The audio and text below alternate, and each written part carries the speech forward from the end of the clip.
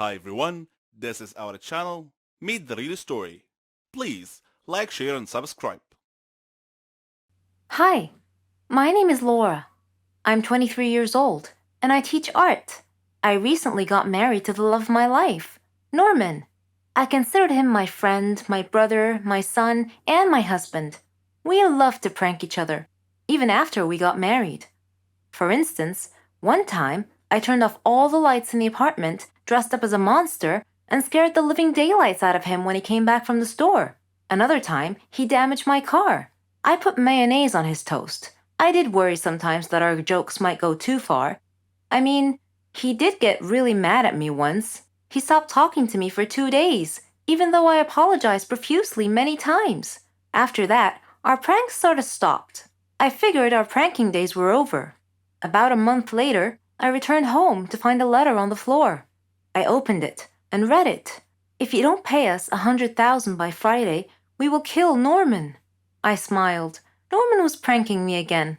When he returned home, I hugged him and showed him his prank letter. He read it carefully, and his brow furrowed. He appeared seriously frightened and swore that this was not part of any prank. He told me that we needed to leave town as soon as possible. I asked him why, and he told me that before he married me, he had stolen a gold statue from a motorcycle gang. I asked him why he couldn't just return it with an apology, and he told me that the statue was worth a lot of money and could make us really wealthy. That night, an armed masked burglar broke into our apartment and confronted us with a gun. He said to Norman, "Hello, Norman, long time no see. You need to choose between the statue or your wife. Choose now." Norman was hesitant. Then he steadfastly said, "I can't give up the statue. Take my wife." The masked man turned towards me. He pointed the gun at me in a threatening manner. I was frantic. I was staring at Norman in shock. Suddenly, the masked man ripped off his mask. It was Keanu, Norman's brother. Norman sat down, laughing so hard he could hardly stop to breathe. Between laughs, he said, "This is payback for the last prank of yours. I was so mad at him that day, but it's all right. He doesn't know what I have planned for him." I am addicted to food. I suffer a lot. I need help. I've tried to give up, but I fail every time. Hamburgers. Who can give up eating hamburgers, especially with barbecue sauce? I didn't mind this kind of addiction, but I'm getting ahead of myself. Let me begin by introducing myself. I am Patricia, 15 years old, living with my parents and my brother. I lead a quiet life. No interests, no hobbies, except for eating, that is. Food is my faithful friend. It never leaves me. It is my partner, my soulmate. But having food as your soulmate has insidious side effects. A dark side, if you will. It denies me a healthy life, robs me of the energy to play, and causes me to sleep excessively. I would much rather stay at home with a bag of potato chips than go out and exercise. My soulmate ultimately betrayed me, though, last Thanksgiving at my granny's home. She lives in a state nearby. Granny was a clever doctor and an excellent cook at that. She could conjure up something really delicious. On that day, she had prepared barbecue turkey with nuts and other secret recipe ingredients. The taste was so great, as if it had descended from heaven itself. I felt like I was fighting a food war, and I had to win at all costs. I ate and ate and ate. I don't know why, but I just couldn't control myself. I attacked that turkey like it was the last on the planet. But every culinary war with a worthy adversary, such as the barbecued turkey, has its own unique type of casualties. Suddenly, I found myself unable to breathe. I fell to my knees and passed out. The turkey had won. I woke up later in the hospital, though, still clinging to an unfinished turkey leg. The doctor told me that I was gaining way too much weight. He said that I should be put on a diet. Diet? Man, how I hated that word. It hung over my head like the sword of Damocles. It meant depriving me of my passion, my reason for living. I considered eating vegetables in small amounts to be the worst form of cruel and unusual punishment, the worst form of torture imaginable. Imagine thinking of a wonderful, greasy, cheese-laden pizza with all the toppings, and then suddenly opening your eyes to find a healthy green salad bowl. But I had reached a turning point in life. One day, my brother was playing on the street, while I was sitting at home gazing longingly at a tempting piece of cheesecake, just sitting there, taunting, daring me to eat it. I struggled mightily to resist the urge, but in the end I succumbed and wolfed it down like a starving animal. Shortly afterwards, I began feeling dizzy, but I was unable to call for help this time, and then I passed out again. I was taken to the hospital. While lying in the hospital bed, half conscious, I overheard the doctor say to someone, "She needs to stop eating or it will be the death of her." I thought to myself, whoa, death? So I made up my mind right then, right there. I resolved to fight a new war, a war against my appetite. On our way back home, I told my father that I wanted to see a nutritionist. He was delighted to hear that. Later, at the clinic, the doctor welcomed us in. She told me how to overcome my eating fetish. She gave me a strict diet regimen with a schedule full of healthy meals. I kept telling myself that winning this war was possible. I simply had to be patient and persevere. I stuck to the strict diet and did some physical workouts. My parents supported me wholeheartedly. I was enthusiastic. I can totally do this. A week passed quickly, and I eagerly visited the doctor to receive some good news. When the doctor weighed me and told me that my weight hadn't changed at all, I was crestfallen. She looked at me and asked me, how was this possible?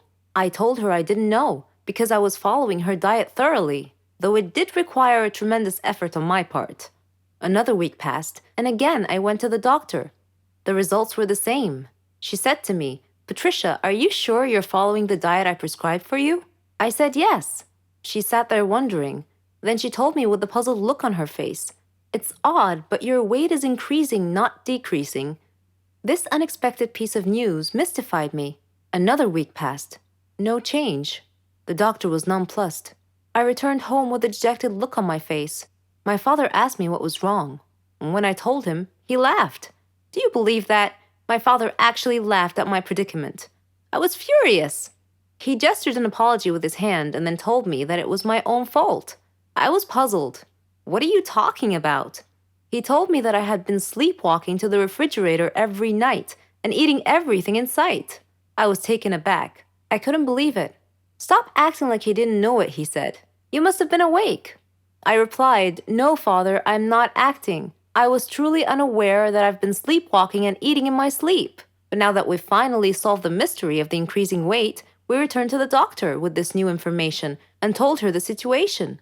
She laughed and told me that my discipline had denied my body the food it craved, but my brain had refused to cooperate and had overridden my will by urging me to eat in a subconscious state. She told me not to worry, though, that she could treat that. Armed with this knowledge and her support, and the support of my family, I felt that I could finally win this war. Every one of us has a talent. It may be singing beautifully, drawing artistically, writing poetically. We're all different. Our special talents make us happy. We are all unique in our own way, living in a world full of peace, love, and happiness. But what if our talent became our bane? Well, my talent did become my bane. Let me tell you how. My name is Jenny, and I'm 16 years old. I lived in a quiet neighborhood with my parents and my little brother Matthew. I didn't have a lot of friends or hobbies. I was only interested in social media, but I always had a feeling that I had something unique, something that distinguished me from others. Turned out I was right. It all started on my grandmother's birthday. My family and I were traveling to her home to celebrate the occasion. The road was narrow and bumpy, with a rocky shoulder on one side and a river on the other. Dad was driving too fast, so obviously, Mom was a bit worried. Conversely, Matthew was excited. It was raining so hard that day that Dad feared the weather might get even worse, so he was driving faster than he should have to try to arrive at Grandma's house quickly. I was worried too, but for a slightly different reason. I had a feeling of impending doom on that trip.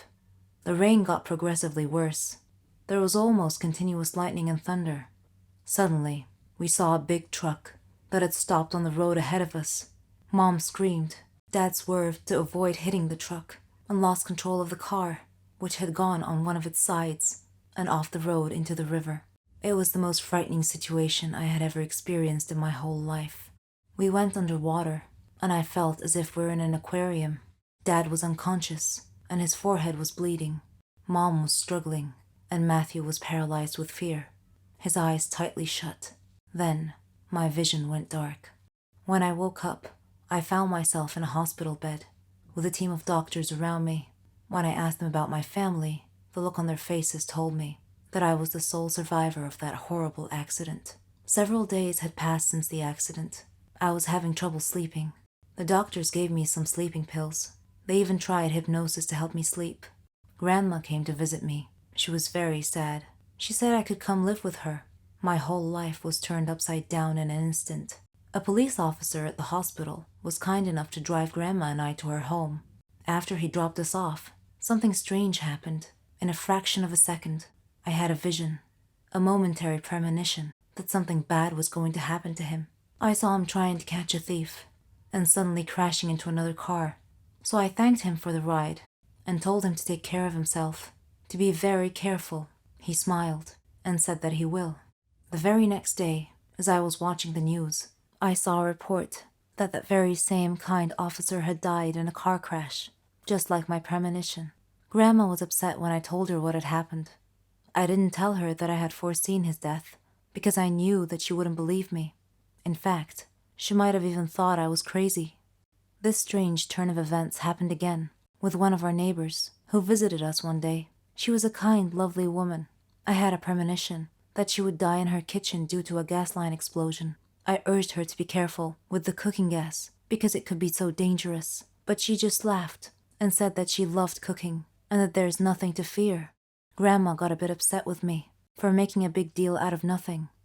She said that I was just a little paranoid due to the accident, and that my imagination was getting way too overactive, and that I shouldn't try to scare people. Needless to say, the neighbor that I had warned did indeed die in a gas line explosion 4 days later. Coincidence? I think not. Am I somehow causing these incidents to happen? I couldn't help but think that I was somehow linked to the whole thing.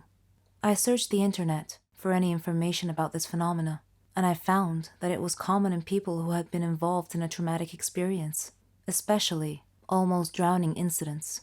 I read a research that said that parts of the subject's brain would become very active. After our neighbor's accident, my aunt and uncle came to visit us. I had missed them a lot, but yet again, I had a premonition that they would have an accident going home, causing their car to explode and crash into the river. 2 days later, they were preparing to leave and head home. I begged them to stay one more night, but they said that they couldn't because they had work the next day. I told Grandma about my premonition, and she scolded me, told me to stop this nonsense. She thought it was my overactive imagination again. My uncle came in as Grandma was